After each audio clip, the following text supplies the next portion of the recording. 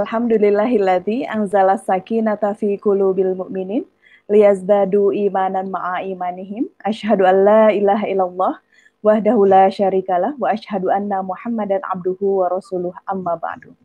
Sahabat kabar kabisa yang dirahmati Allah Subhanahu wa taala, alhamdulillah rubrik Ruhiyah, ruang hikmah dan hikmah kembali bergabung bersama Anda semua, dan alhamdulillah seperti biasa Lela Saadah akan memandu kegiatan ini selama 60 menit ke depan. Dan pada kesempatan kali ini kita akan seperti biasa mendalami atau berbincang-bincang dengan teman-teman yang memang sangat mumpuni di bidangnya. Dan pada kesempatan kali ini seperti biasa kita akan berbincang-bincang tentang pendidikan lagi, karena pendidikan merupakan hal yang sangat penting, seperti halnya sabda Rasulullah SAW, man salaka thoriqan yaltamisu fihi ilman sahalallahu lahu thoriqan ilal jannah. Barang siapa menempuh satu jalan atau cara untuk mendapatkan ilmu, maka Allah pasti mudahkan baginya jalan untuk menuju surga. Jadi sahabat kabisa yang dirahmati Allah Subhanahu wa taala, pada kesempatan hari ini kita akan sedikit berbincang-bincang atau bahkan banyak sekali berbincang-bincang dengan teman-teman, dengan sahabat-sahabat saya yang saat ini sudah bergabung bersama kita semua. Dan mudah-mudahan apa yang kita perbincangkan pada hari ini seperti biasa kita akan mendapatkan begitu banyak ilmu, utamanya untuk persoalan pendidikan. Dan pada kesempatan kali ini keyword-nya adalah belajar di luar negeri, begitu ya. Nah, sudah bergabung bersama-sama dengan saya ada 3 narasumber yang sangat luar biasa. Ada yang pertama, ini senior kami semua, begitu ya. Senior saya, Dr. Neni Ruhaini, SHLLM. Assalamualaikum, Teteh.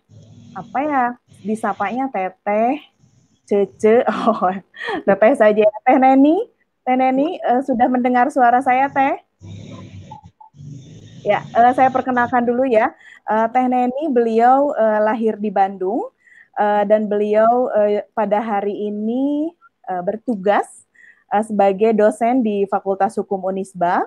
Kemudian riwayat pendidikan beliau adalah beliau pernah S1 di Unpad, kemudian S2-nya di Monash University di Australia, dan S3-nya di Universitas Pajajaran. Insya Allah pada kesempatan hari ini kita akan banyak menggali ilmu dari teteh-teteh yang sudah bergabung dengan kita semua.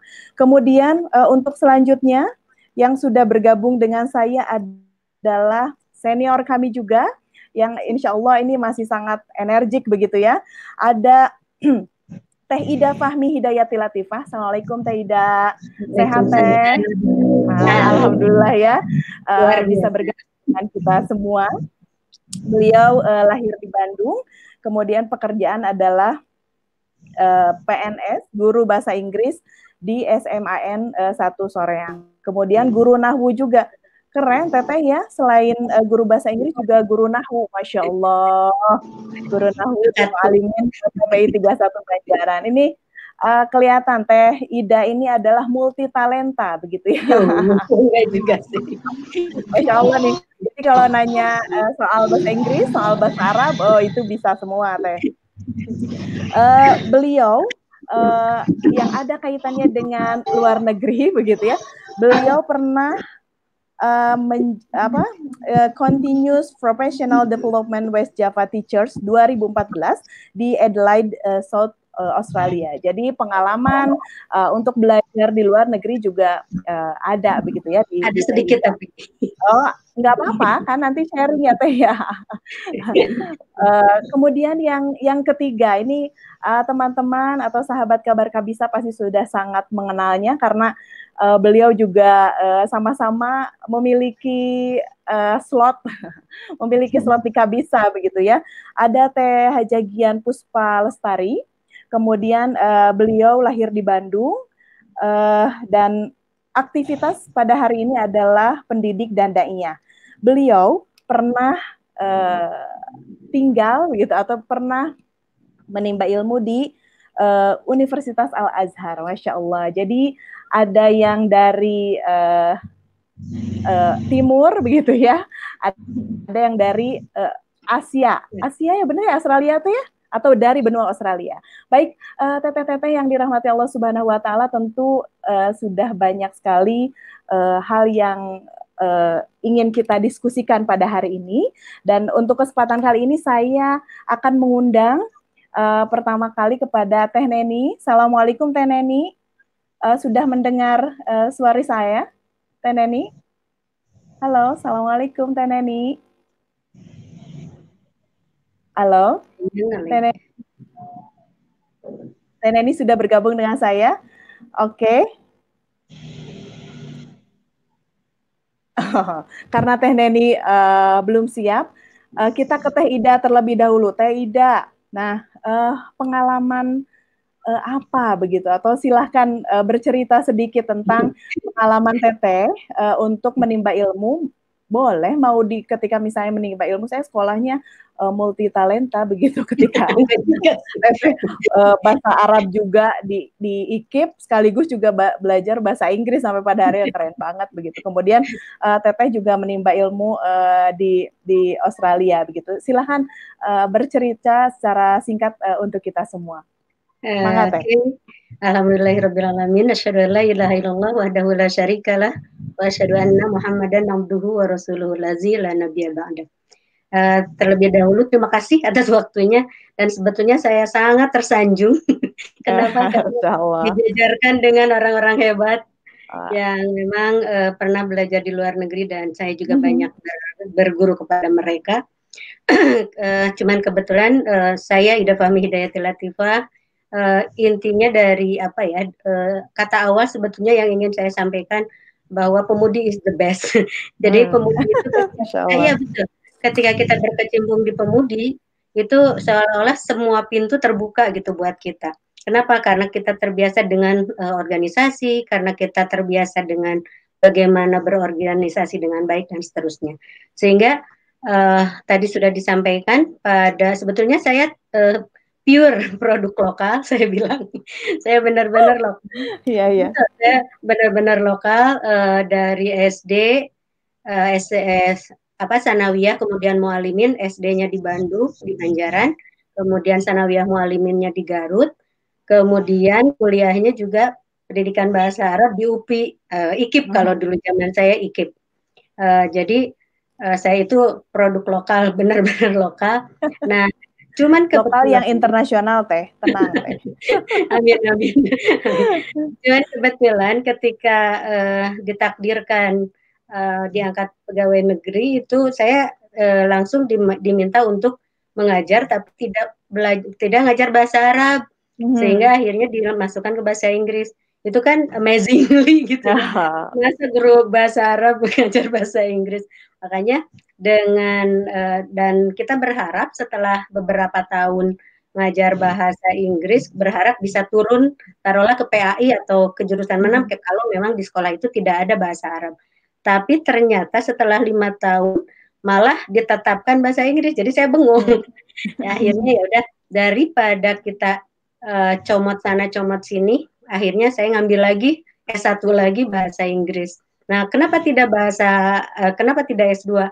Karena saya berpikir kalau belajar itu harus dari nol.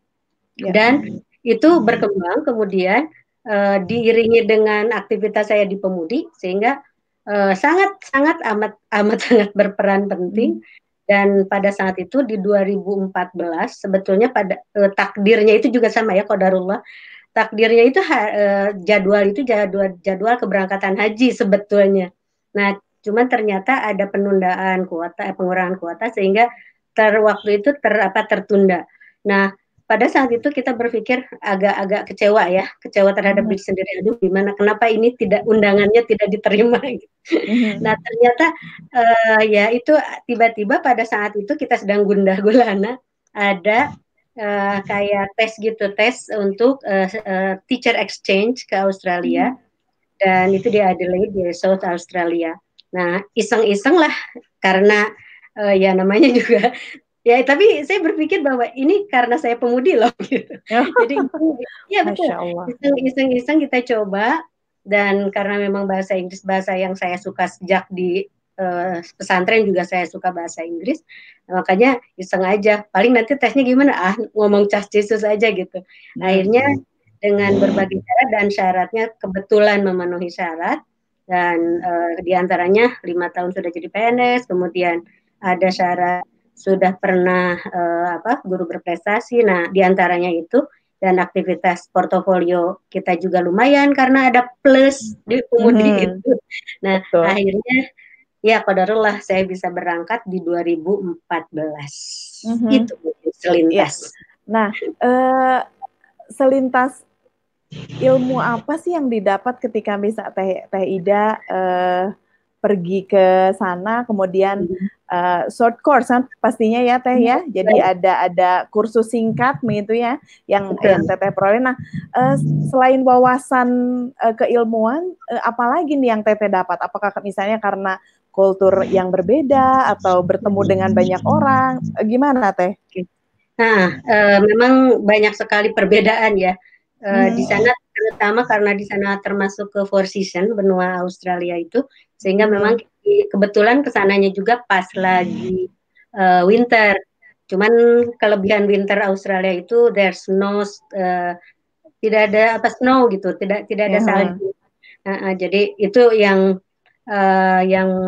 tidak terlalu bahasanya tidak terlalu ngarumas gitu ya. Jadi, karena tidak ada salju, kita tidak bertemu dengan salju. Adapun salju tapi hanya sedikit, tidak terlalu bermasalah. Cuman memang suhu 8 derajat. Nah, tugas kita di sana yang pertama adalah kita dari West Java. Kemudian ada knowledge exchange Australia. Jadi orang-orang diaspora Australia yang tinggal orang Indonesia yang tinggal di Adelaide itu mengundang kita untuk yaitu cross culture, cross knowledge and so on and so forth.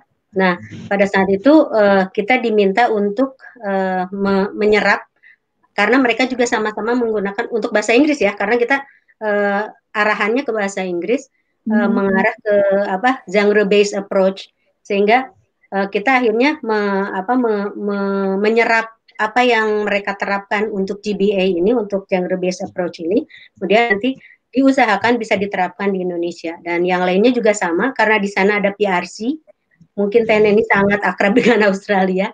Jadi PRC itu Premier Reading Challenge. Nah, itu yang kita pakai, sehingga sekarang GLS, Gerakan Literasi Sekolah, itu sebetulnya itu oleh-oleh dari sana.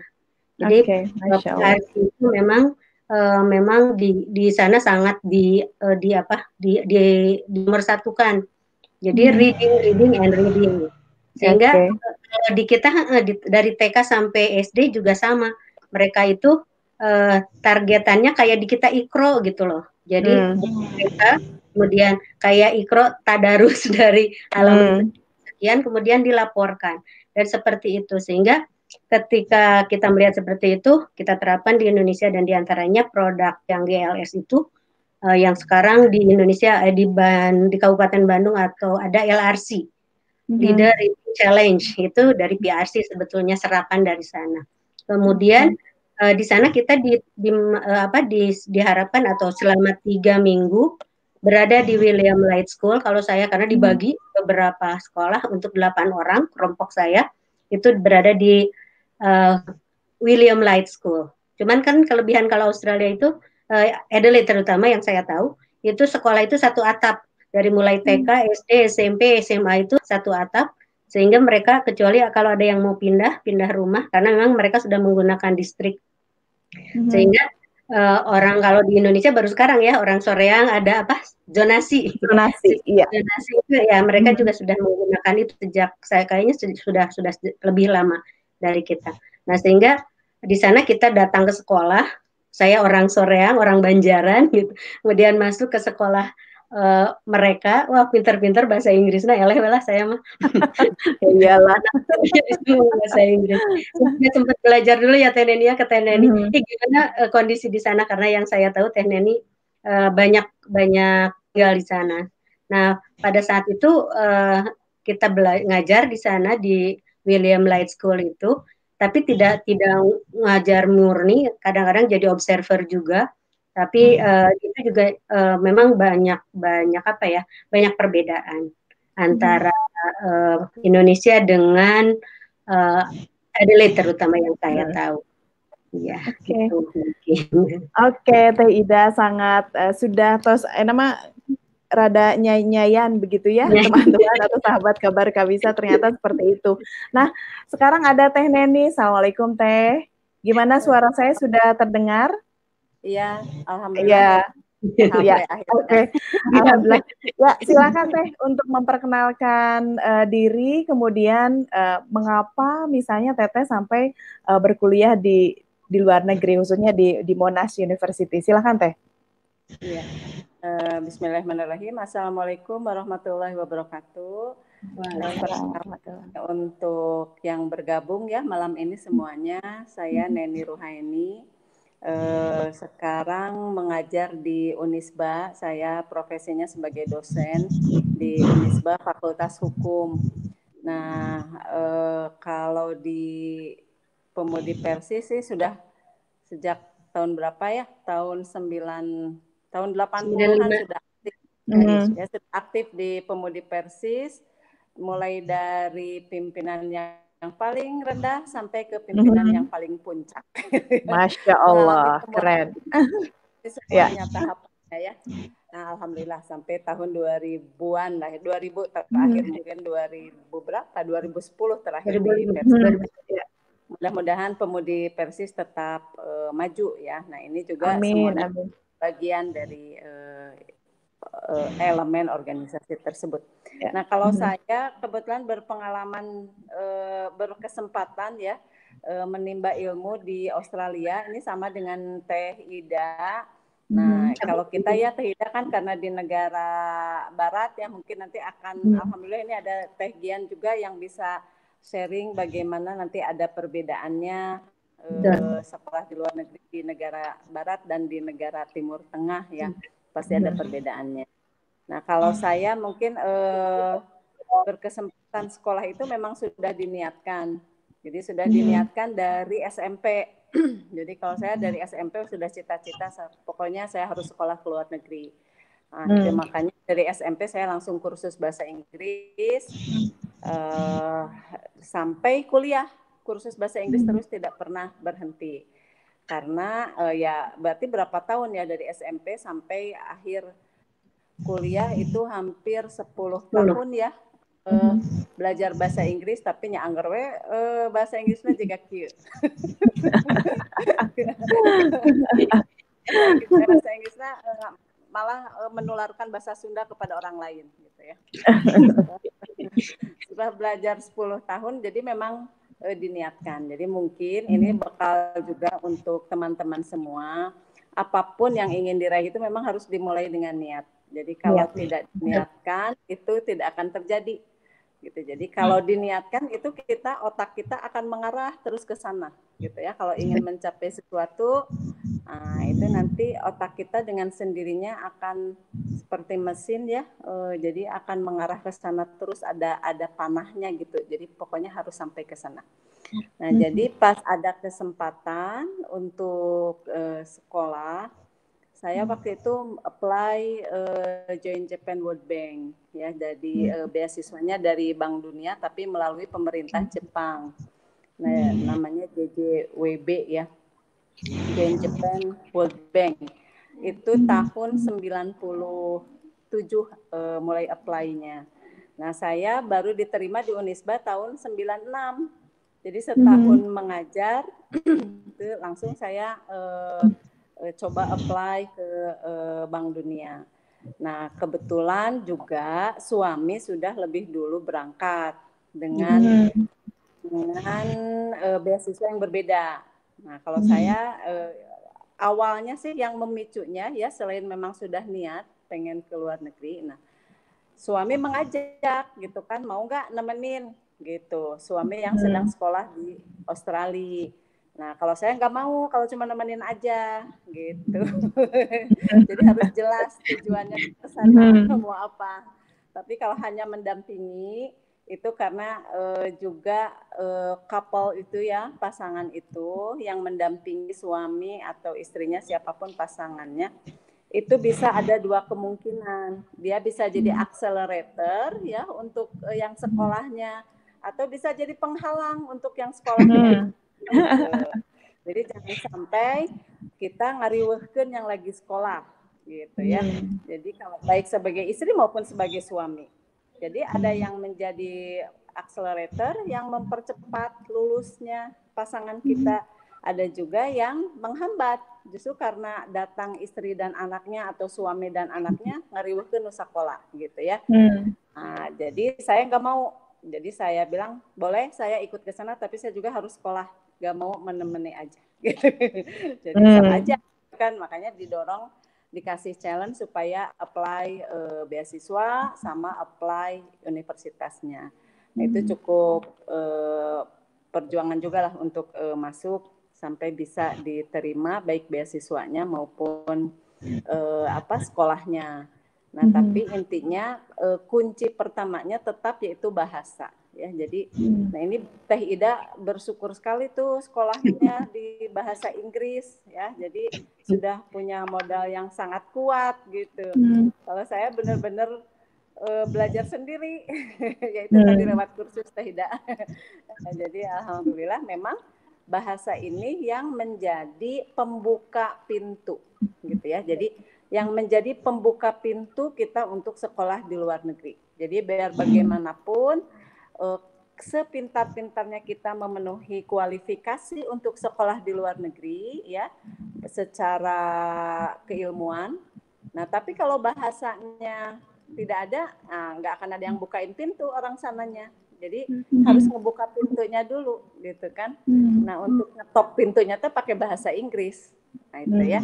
Kalau sekolahnya di universitas yang berbahasa Inggris. Ya nanti lain lagi kalau Teh Gian mungkin harus berbahasa Arab, ya berarti yang untuk pintunya bahasa Arab gitu ya.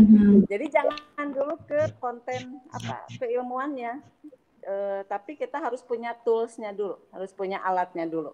Nah, alatnya untuk sekolah di luar negeri itu bahasa ya sesuai dengan negara di mana kita tuju ya, negara untuk sekolah. Itu mungkin cerita singkatnya saya sampai sekolah di luar negeri dulu. Itu, Teh. Jadi memang niat dari awalnya kuat sekali begitu ya Teh ya. Iya. Oh baik, Masya Allah ada ilmunya ya. Jadi bagi sahabat Kabar Kabisa yang mungkin punya anak atau masih seusia pemudi, masih kuliah S1, tapi misalnya cita-cita saya ingin sekolah ke luar negeri. Tadi sudah Teh Neni sampaikan bahwa ketika misalnya kita punya cita-cita, impian, harapan, maka niatkan dulu dari awal begitu, sehingga nanti ke depannya itu terus-menerus seperti panah begitu yang mengarahkan kita mencapai tujuan tersebut. Baik, Teh Neni sudah, Teh Ida sudah. Sekarang kita ke arah Afrika. Mesir itu Afrika ya Teh ya? Mesir itu Afrika, tapi mungkin Timur Tengah biasanya pola pikirnya kita sebut seperti itu begitu ya. Nah, mangga Teh memperkenalkan diri secara singkat, kemudian sampai bisa menjelajah ke Mesir itu seperti apa? Mangga.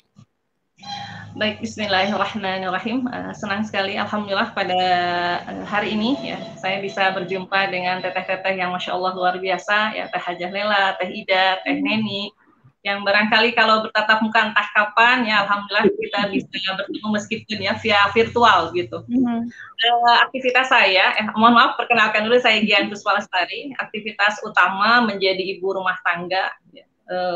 Selain itu saya mengajar di Pesantren Persis nomor 45 Rahayu, juga masih aktif hingga saat ini di Jamiah Pemudi Persis, menjadi penasehat PP Pemudi Persis Margasi sampai insya Allah 2022 ya mendatang insya Allah.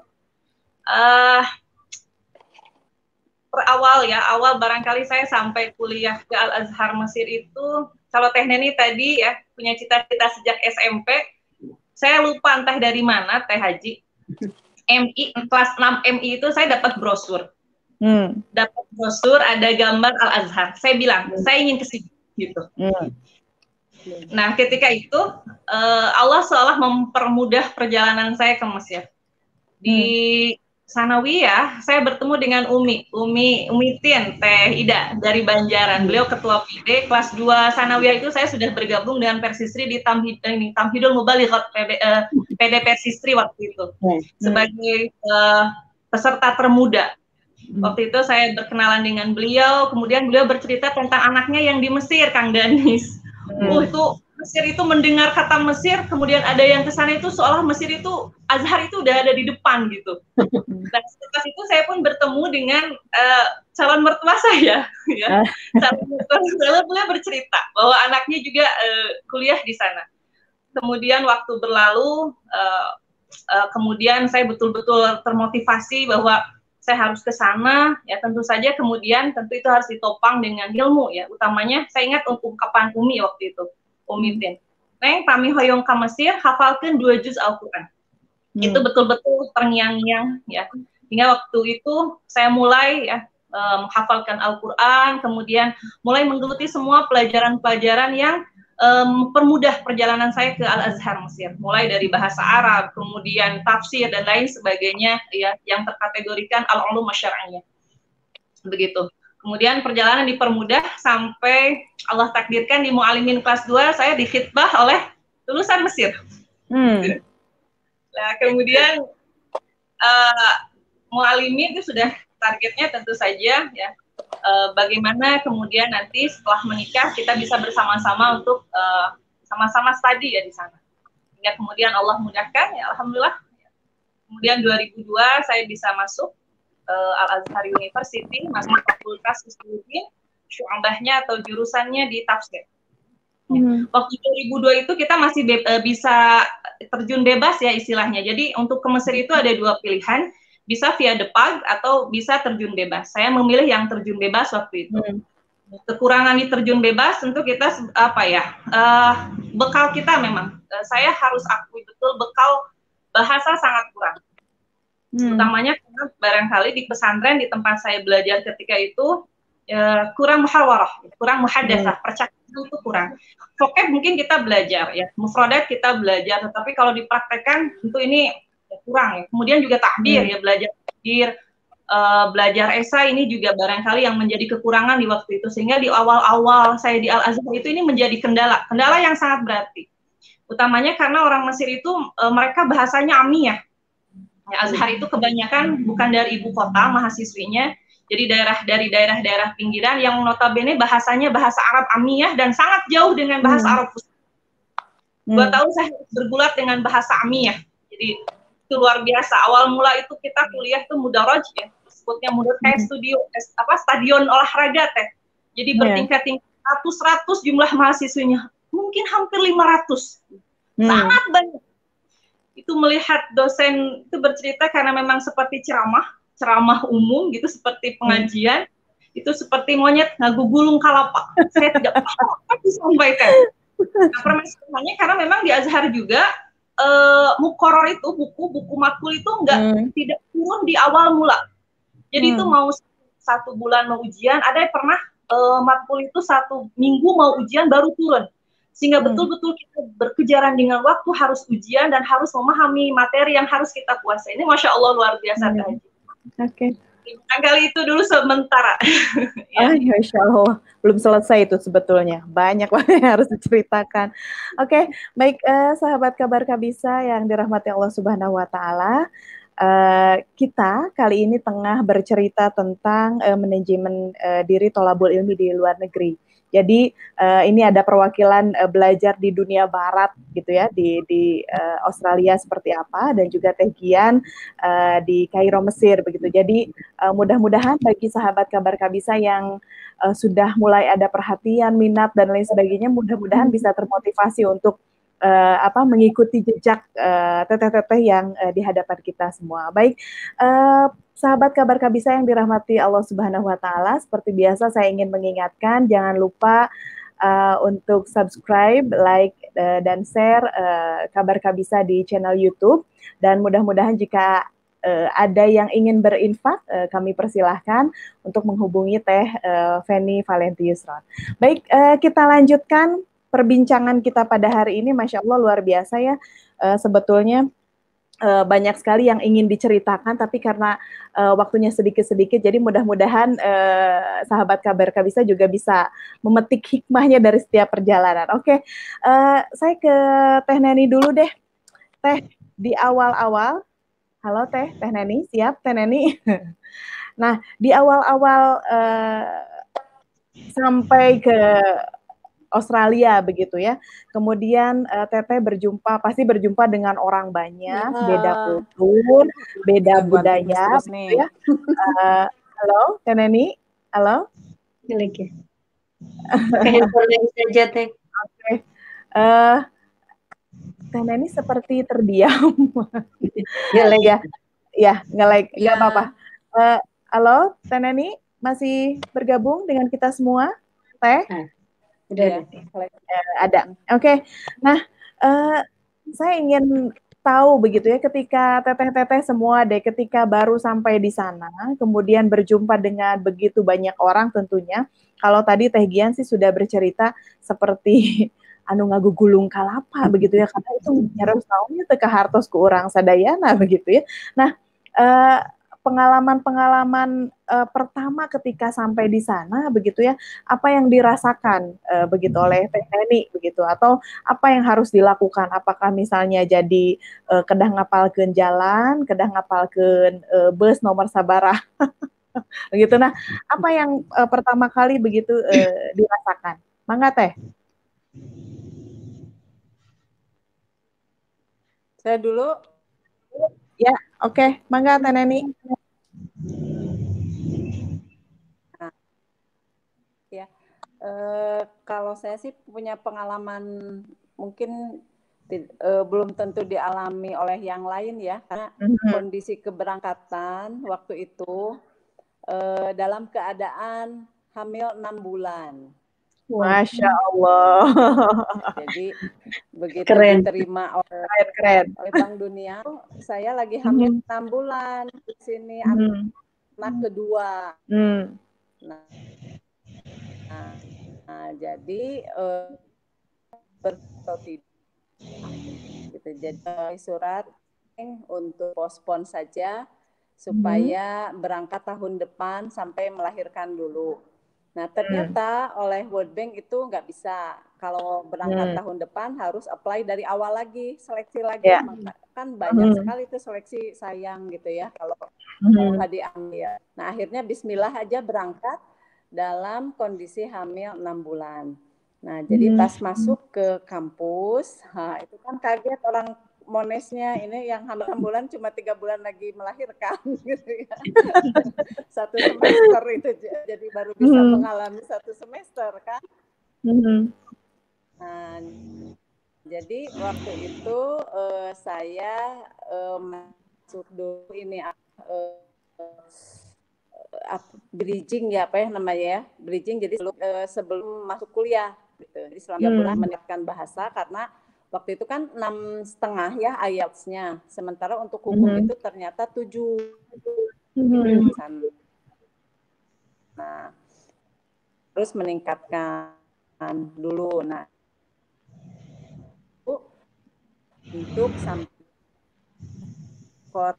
yang kebetulan ya, tapi selama 3 bulan saya bridging dulu di Normanby ya, college yang ada di Monash selama 15 minggu dan dibiayai penuh oleh, ya itu sangat mahal sekali, tapi World Bank itu baik. Jadi kalau memang ada yang mau apply, silahkan apply ke World Bank di World Bank, bahkan biaya bulan Australia. Jadi dari World Bank itu banyak, tapi harus yang World Bank langsung, jangan lewat World Bank Indonesia. Itu ya lebih besar ya uang beasiswanya. Nah, jadi saya 3 bulan itu beradaptasi di college dulu untuk bridging sama 15 minggu dalam keadaan hamil besar. Nah, ketemu student kalau di bridging itu banyak kan student yang S2 aja masuk ke bridging dulu, tapi karena saya kalau biarinlah sampai melahirkan dulu gitu ya. Nah, jadi Hmm. 3 bulan, 15 minggu itu sekitar 3 bulan di sana bridging. Nah, ketemu dari berbagai negara. Yang dari Indonesianya, yang original Indonesia sendiri. Nah, Indonesia tapi mohon maaf yang sipit ya. Nah, itu kenapa saya bilang original? Yang di itu memang bilang non from Indonesia. Kan ada teman-teman saya yang lain dari Indonesia. Ternyata yang sekolah di sana yang dari Indonesia itu orang keturunan Tionghoa.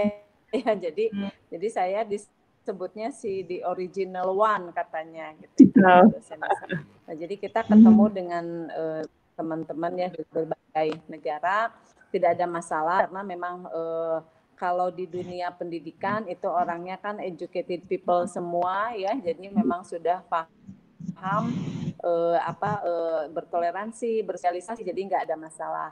Justru yang ada masalah itu di luar kampus gitu ya, karena tahun 98 kan lagi rame di Indonesia Bali di Indonesia itu ya, waktu itu Imam Samudra bom Bali. Nah, jadi orang Australia itu udah parno aja lihat orang Islam di sana. Nah, saya kan pakai jilbab sendiri di sana. Nah, jadi itu yang yang agak berat di sana itu di luar kampus karena orang sudah fobia ya lihat orang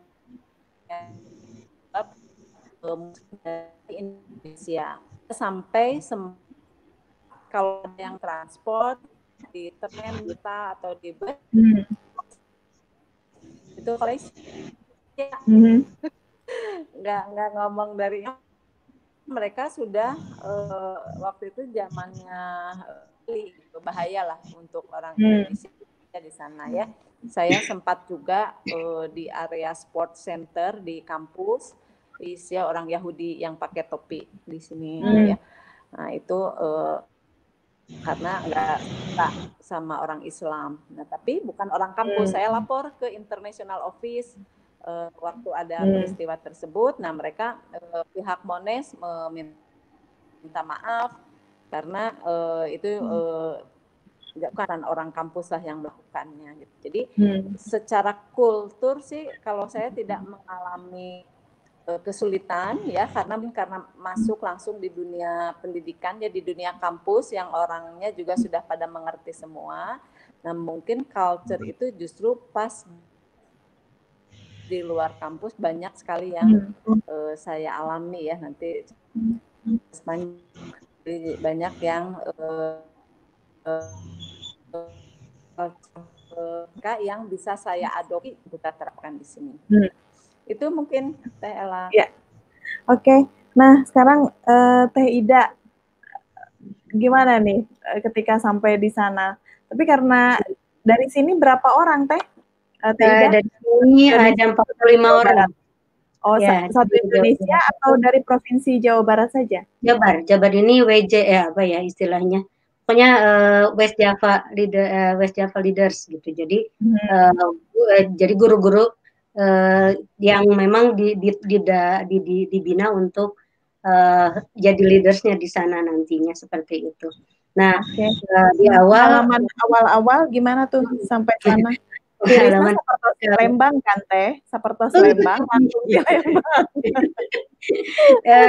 Ya itu kalau misalnya melihat di apa tadi adaptasi ya. Kalau adaptasi memang adaptasi alam yang memang agak sulit karena memang saya agak ada masalah di sinus. Jadi tapi bagusnya humidity-nya memang tidak terlalu rendah. Jadi 8 derajat Celcius sampai 11 derajat Celcius, tapi kelembabannya tidak terlalu rendah. Jadi aman lah untuk sinus saya gitu.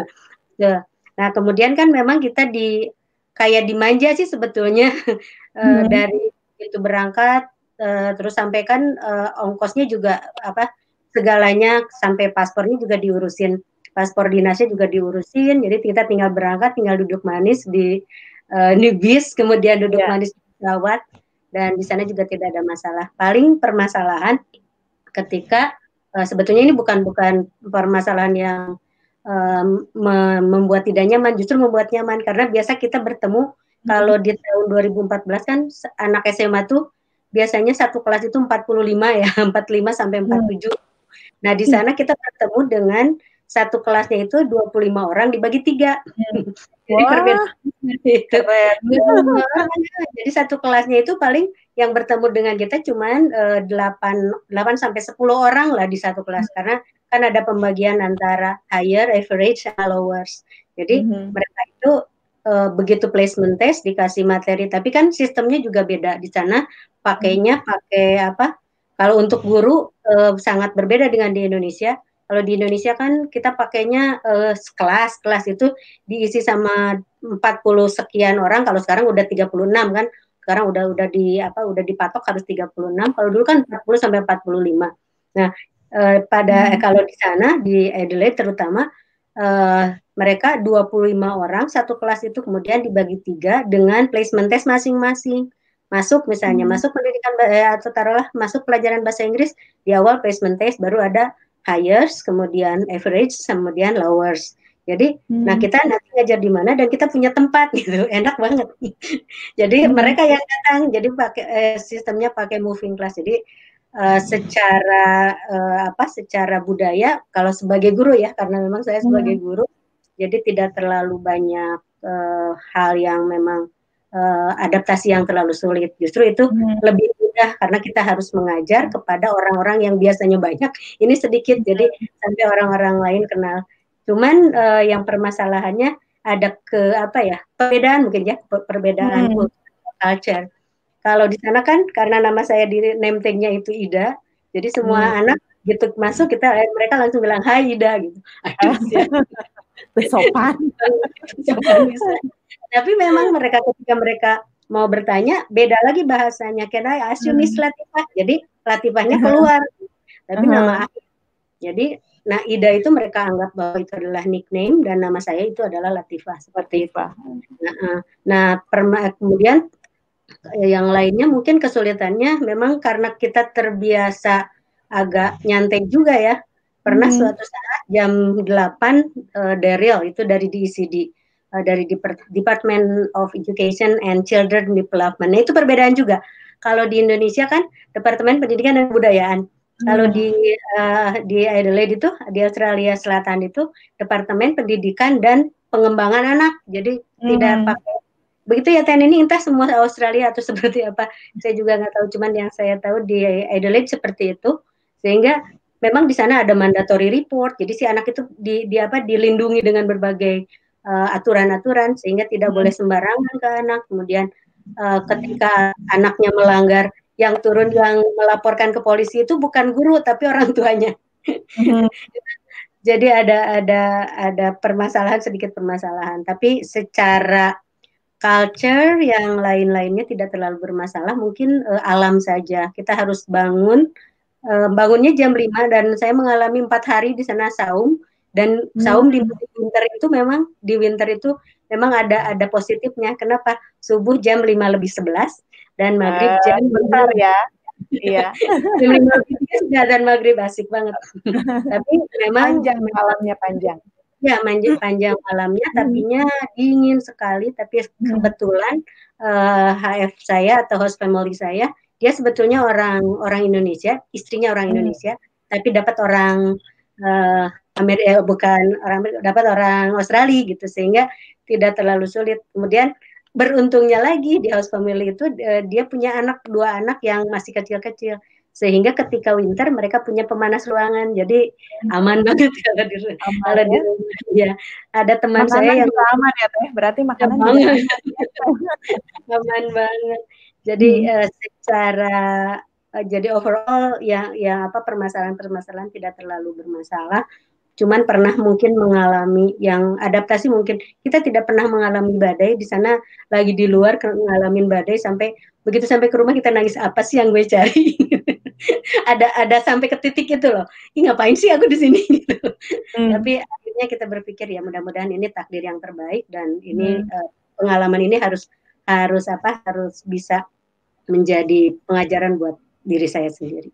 Begitu mungkin. Oke, baik, sangat menarik perbincangan kita pada hari ini. Sebelum ke Teh Gian, kita ada jeda iklan dulu seperti biasa, mohon maaf. Jadi ya, pada sahabat kabar kabisa yang dirahmati Allah Subhanahu wa taala, kami akan segera kembali setelah jeda berikut.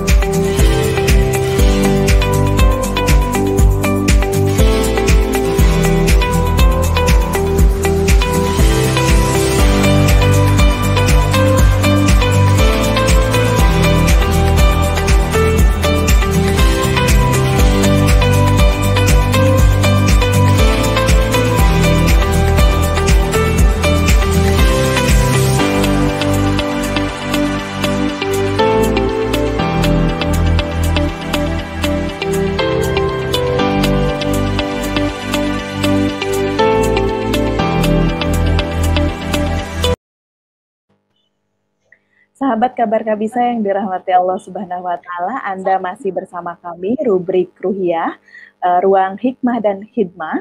Dan pada kali ini kita tengah berbincang tentang manajemen diri thalabul ilmi di luar negeri. Baik, Teh Gian sudah tidak sabar sekali sebetulnya ingin mendengarkan hal-hal yang sangat menarik selama di sana.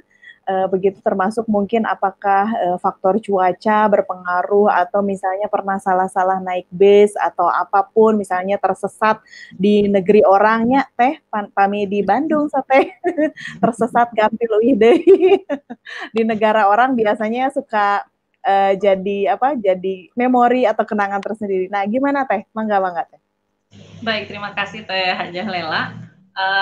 Pengalaman pertama ya ketika kuliah di Al-Azhar itu tadi ya, selain memang saya cukup terkaget-kaget ketika masuk ke Mudaros dengan jumlah thalibat yang sangat banyak gitu. Itu cukup mengagetkan. Kemudian juga ada yang unik di Al-Azhar, Teh Hajah juga Teh Ida juga Teh Neni, Azhar itu ya, tidak mengenal absensi. Jadi kalau itu betul-betul harus ada tuntutan dari diri bahwa saya kesini untuk kuliah. Tanpa itu sudah, saya pernah bertemu dengan sama-sama orang Indonesia. Saya pikir beliau bukan thalibat seangkatan, ketemu tuh di akhir tahun Teh. Jadi memang tidak ada absensi. Kemudian yang kedua, Azhar itu tidak ada skripsi, tapi kita ada ujian Al-Quran sebanyak 8 juz ya, diuji oleh 3 doktorah ya, harus mutin 8 juznya, nah itu baru dinyatakan lulus. Madah kuliah ini menjadi madah Al-Quran ini menjadi penentu. Jadi kalau materi lain bagus, Al-Qur'annya jelek, itu bisa rosif, bisa gagal. Tapi kalau Al-Qur'annya bagus, madat yang lainnya kurang baik, itu bisa kena syafaat, mendapatkan syafaat dari Al-Qur'an. Gitu. Kemudian juga kita dikenakan ada bahas ya, paper gitu. Jadi tidak ada skripsi, hanya ada bahas saja. Kuliah kita sampai 1 bulan lebih, Teh Hajah. Ini subhanallah, ya, kalau ujian itu kebetulan di bulan ya musim dingin dan juga musim panas. Tantangannya kalau musim dingin itu kita sampai sulit untuk menulis karena memang sampai saya pernah mengalami hanya sampai 5 derajat Celcius, yaitu tangan sudah cukup kaku. Jadi karena di Azhar itu kita ujian itu ada safahi, ada tahriri. Safahi tulisan, jadi semua madat itu ada safahinya, ada tahriri. Safahi mungkin tidak begitu bermasalah, tapi ketika tahriri untuk menulis itu cukup sulit karena memang cuaca yang sangat ekstrim, teman itu sampai ada yang mimisan dan lain sebagainya. Musim panas, ini panasnya Masya Allah. Ini tantangan juga panas sekali ya. Gitu. Nah, jadi itu barangkali, nah kendalanya tentu saja, jadi selain tadi ada bahasa, makanan. Memang kalau lidahnya Indonesia banget agak susah nantinya. Saya agak lama lah untuk beradaptasi, tapi mencoba alhamdulillah ya, muadalahnya cukup cepat ya. Tadi selain cuaca yang ekstrim juga ya, kemudian juga tadi pergaulan. Jadi Timur Tengah itu barangkali saya harus mengatakan bahwa turunan musanya itu sangat banyak. Al-Azhar banyak meluluskan ulama-ulama yang luar biasa. Tetapi turunan Fir'aunnya juga Masya Allah ya, banyak juga. Jadi kita betul-betul hati-hati dalam bergaul ya, memilih teman ya. sehingga kita tidak disorientasi awalnya mau kuliah malah mana begitu ya. Jadi kemudian juga ini tantangan bagi mahasiswi atau thalibat Indonesia yang di Mesir, terkadang kita mengalami pelecehan seksual kan. Ya. Misalnya pernah 2 kali. Yang pertama saya diikuti dari minibus waktu itu. Sampai memang Mesir itu kalau masih pagi itu jam 10 itu mereka suka tidur lagi teh, apalagi di musim panas ya. Karena mungkin malamnya panas, jadi cukup adem itu enak tidur itu di ba'da subuh gitu. Sehingga situasi syakoh itu ya apartemen itu sepi. Pernah waktu itu diikuti, terus cukup Masya Allah itu cukup menegangkan. Akhirnya saya minta bantuan ke PWK Persis Mesir untuk menemani pulang ke rumah. Saya juga pernah, nah ini juga pelajaran bagi sahabat Kabisa yang anak-anaknya barangkali ingin melanjutkan kuliah ke Al-Azhar, ke Mesir. Kalau di Indonesia, murah senyum itu baik, di Timur Tengah itu jangan terlalu murah senyum. Jadi saya pernah bertemu dengan bapak-bapak paruh baya sekitar 60 tahun lah. Saya bilang, Assalamualaikum ya Ustaz. Dengan senyum ramah, saya pikir itulah akhlak Islam. Ternyata belum lama saya berjalan, saya seolah ada yang mengikuti dari belakang. Itu mau, dari belakang itu, nauzubillah ya. Saya langsung balik badan, langsung marah, yang gitu. Dan dia kaget. Rata-rata orang Indonesia, ini barangkali makanya, betul tadi apa yang disampaikan oleh Teh ini, kalau untuk ke Timur Tengah atau ke Australia atau kemanapun, bahasa kuasai dulu. Ya. Kendala bahasa ini menyebabkan tentu saja kita kesulitan untuk beradaptasi ya kuliah di luar negeri. Ya, termasuk misalnya seperti kalau kita mengalami hal-hal yang tidak diinginkan. Ya. Penguasaan bahasa bisa memungkinkan kita untuk melakukan perlawanan, melakukan pembelaan diri begitu. Seperti itu. Kurang lebih lah seperti itu. Tapi seru ya, itu artinya tanpa mengurangi misalnya begitu banyak kelebihan-kelebihan. Jadi hal-hal seperti itu juga harus jadi bagian yang kita pikirkan atau jadi ilmu lah minimal begitu ya. Jadi dimanapun adanya memang bahasa itu harus diutamakan. Jadi jika sahabat kabar Kabisa memang betul-betul berminat untuk kuliah di luar negeri dimanapun begitu, mau Timur Tengah mau Barat, yaitu tadi bahasa menjadi kunci yang utama. Oke, sangat tertarik sekali atau sangat menarik sekali apa yang kita bicarakan. Teh Neni lagi nih, Teh Neni. Sebetulnya dari dari image masyarakat lah atau teman-teman masih banyak yang berpikiran bahwa kuliah atau pergi ke luar negeri itu adalah hal yang sangat mewah begitu, sulit begitu ya, padahal sesungguhnya misalnya ketika kita punya niat, ketika kita punya cita-cita dan ingin mewujudkan cita-cita itu, maka insya Allah sebetulnya bisa begitu, manjada wajada begitu ya, siapa yang sungguh-sungguh untuk mencapainya maka insya Allah kita bisa. Seperti misalnya beberapa kali saya juga pergi ke luar negeri begitu ya. Memang jadi justru kita seperti menemukan saudara baru, betul nggak Teh? Jadi seperti menemukan saudara baru, bahkan persaudaraan kita sangat-sangat erat begitu karena pengen tebih ti lembur sorangan. Jadi itu persaudaraan kita dengan teman-teman satu negara itu menjadi sangat-sangat erat begitu, sehingga ketika ada persoalan apapun biasanya suka saling tahu, saling memberitahu, kemudian saling menolong antara yang satu dengan yang lain. Nah, Teh Neni nih, untuk menghilangkan image bahwa saya seringkali masuk juga misalnya DM kepada saya, nih bisa bolak-balik pergi ke luar negeri atau misalnya Teteh punya kesempatan untuk pergi ke luar negeri, saya bisa nggak? Anak-anak muda banyak yang pesimis atau bahkan kebanyakan misalnya santri-santri yang ada di lingkungan kita merasa bahwa aduh nggak mungkin deh saya bisa pergi belajar di luar negeri, padahal sesungguhnya itu adalah misalnya ketika kita punya keinginan dan kita tahu jalannya, maka insya Allah cara itu akan mudah, semudah Teh Gian misalnya ketika punya cita-cita dari sejak sanawiyah misalnya, akhirnya menemukan jalannya karena Allah sangat mendukung mungkin apa yang kita cita-citakan. Nah, Teh Neni tips-tips deh, tips-tips agar misalnya teman-teman, sahabat atau adik-adik kita yang tertarik untuk berkuliah di luar negeri itu apa sebetulnya? Apa yang harus dilakukan?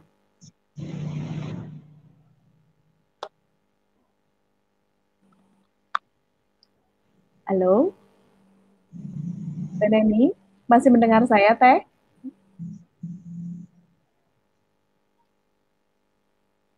Nge-lag kayaknya. Teh Ida aja deh. Teh Ida, gini. Kalau Teh Ida, karena Teh Ida pergi ke luar negeri itu karena Teh Ida menjadi seorang guru, begitu ya. Halo, Teh? Ada. Teh Neni, ada? Nge-lag lagi. Ya, baik. Sambil menunggu saja ya. Teh Ida, karena Teh Ida juga sebagai seorang guru. Nah, tipsnya bagaimana? Karena saya yakin banyak sekali teman sejawat Teh Ida yang ingin juga pergi ke luar negeri berdasarkan itu juga bagian dari beasiswa itu mungkin ya, itu bagian dari beasiswa seperti beasiswa, cuman datangnya dari provinsi begitu ya kalau tidak salah. Nah, tipsnya bagaimana begitu agar mudah atau kita tahu jalannya dari mana, itu seperti apa Teh? Kalau menurut saya tips untuk sebetulnya memang satu yang pertama tadi harus ada niat ya. Tadi jadi diawali dengan niat bahwa saya pengen mencoba ke luar negeri gitu. Jadi jangan kurung batoken kalau dalam bahasa kita ya. Harus berusaha untuk out of the box gitu. Tapi bukan out of the box dalam artian yang negatif tapi yang positif. Nah, pertama itu dulu niat yang itu harus ada dulu. Kemudian yang kedua, gunakan peluang sebaik mungkin. Misalnya kan sebetulnya peluang itu sebetulnya banyak, cuman kadang-kadang kalau misalnya taruhlah sekarang teman-teman saya itu kalau misalnya di sekolah, kalau ada kesempatan guru berprestasi itu kayak males. Kenapa? Males ngurus, males bikin best practice, males bikin apa. Pokoknya intinya males. Nah, kemalasan itu yang harus ditiadakan. Kita punya banyak contoh Teh Penti ya yang guru berprestasi. Nah, itu banyak itu karena memang dia memang berprestasi. Jadi itu kemauan untuk mengikuti event-event seperti itu yang memang harus kita manfaatkan. Termasuk ketika di pemudi juga kan saya sebetulnya banyak tertempa banyak dididik di pemudi sehingga begitu taruhlah ketika kita berada di satu forum kemudian kita berusaha untuk meluruskan forum itu kalau memang ada permasalahan. Nah, itu kemauan untuk meluruskan sesuatu itu harus tetap menjadi menjadi minimal orang kalau begitu di dalam sebuah forum kita meluruskan sesuatu, minimal orang tahu, oh Ayah Ida Fahmi gitu. Tapi kalau sekarang beda, frame itu sekarang udahlah nanti lain kali saja. Ya. Kalau dulu waktu kita lagi on-nya gitu, kita senantiasa ini kurang benar nih, ini salah, ini harus diluruskan. Jadi ada pemikiran kritis seperti itu harus tetap kita gunakan. Kemudian gunakan kalau ada kesempatan gunakan sebaik mungkin. Kemudian kalau ada tes apapun itu tesnya, kita coba aja. Kenapa? Karena untuk mencoba kita tidak akan dirugikan dengan mencoba gitu. Waktu itu juga sama ada seorang pengawas yang kebetulan baik hati, tidak sombong, rajin menabung. Jadi karena memang pengawas bahasa Inggris, jadi beliau kenal sama saya, jadi nelfon langsung, Neng, mau coba nggak? Mau nggak keluar negeri? Ya lah mau gitu. Mau banget. Mau. Terus kan waktu itu pernah Bupres ya? Oh iya pernah Bu. Ya udah sok daftar bla bla bla gitu. Olah Bismillah. Terus tapi terutama memang dari orang sebelah kanan saya, dari suami memang dukungannya sangat berperan karena memang waktu itu saya punya anak 3, anak yang paling kecil kelas 6 mau ujian gitu ya. Itu sebetulnya ini si ibu malah jalan-jalan malah pergi gitu. Tapi suaminya sudah mengizinkan dengan baik ya. Ya udah kita jadi nanyanya Bi boleh nggak berangkat? Boleh. Gitu. Boleh. Jadi ya memang dengan dukungan itu kita merasa kuat dan itu adalah memang tenaga yang paling kuat itu dukungan dari suami terutama, karena saya sudah tidak punya orang tua. Ya. Itu saja. Ya. Oke, sebetulnya ini kita masih ingin lebih panjang lagi Teh Gian, Teh Ida, karena Teh Neni terkendala sinyal tidak apa-apa ya, tapi yang penting poinnya sudah kita tangkap begitu.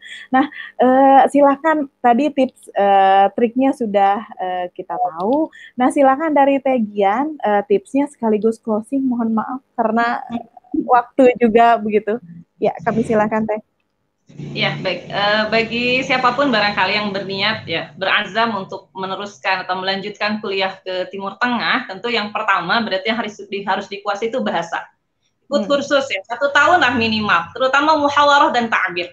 Selepas itu kalau sudah berazam ya, kalau sudah memang berniat ya, usahalah sungguh-sungguh. I'malu fasayarallahu amalan. Jadi kita hanya mampu berikhtiar, bekerja, berusaha, selepasnya serahkan kepada Allah.